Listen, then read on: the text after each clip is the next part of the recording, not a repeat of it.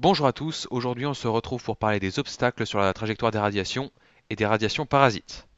Je vais commencer par parler des nuages de gaz ou nuages interstellaires qui nuisent très fortement à une bonne observation de l'univers. En effet, ils sont omniprésents dans notre galaxie, on en dénombre plus de 5000, et ils sont également très grands. Ils peuvent atteindre une taille de plus de 300 années-lumière de large.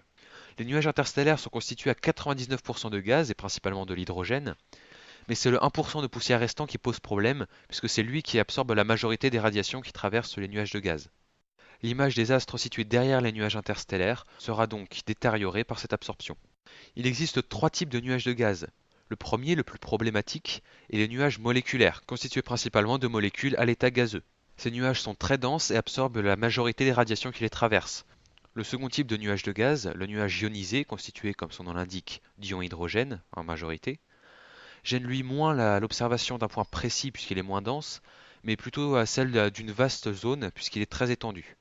Le troisième et dernier type de nuage interstellaire, le nuage atomique, est lui peu problématique puisqu'il est très peu dense, 1 milliard de fois moins que notre atmosphère. Il est également assez froid. Les radiations qu'il émet se situent donc plutôt dans le domaine des ondes radio, ce qui gêne peu l'observation en lumière visible plus répandue. Avant de passer au point suivant, j'aimerais rappeler le principe de l'absorption. Pour simplifier, un corps qui apparaît d'une certaine couleur ne transmet, c'est-à-dire ne laisse passer, que les radiations d'une certaine longueur d'onde. Il absorbe absolument tout le reste. Ainsi, un nuage de gaz bleu ne transmettra que les longueurs d'onde qui correspondent au bleu et absorbera absolument tout le reste. Dans des cas heureusement plus rares, il arrive que l'objet qu'on désire observer se situe derrière un autre corps opaque. Dans ce cas-là, le seul moyen d'observer l'objet est d'attendre que l'obstacle se déplace. Cela peut être très rapide ou prendre des millions d'années en fonction de l'obstacle. Le deuxième problème que j'ai choisi d'évoquer dans cette vidéo est les radiations parasites.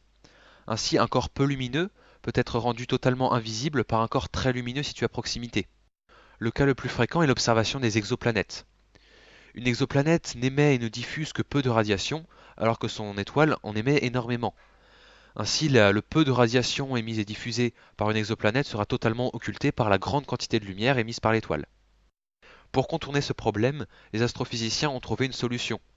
Comme les exoplanètes ont une masse, elles exercent leur influence gravitationnelle sur leur étoile. On peut donc observer les déplacements anormaux de l'étoile pour déduire la position des exoplanètes et également leur masse. Lorsque l'on veut observer l'univers, il est donc très important de tenir compte des autres astres qui peuvent perturber les observations. Voilà, c'est déjà la fin de cette vidéo. Alors si vous avez des questions, n'hésitez pas à les mettre dans les commentaires. Et si cette vidéo vous a plu, n'hésitez pas non plus à cliquer sur le lien pour vous abonner. Il ne me reste plus qu'à vous dire à bientôt.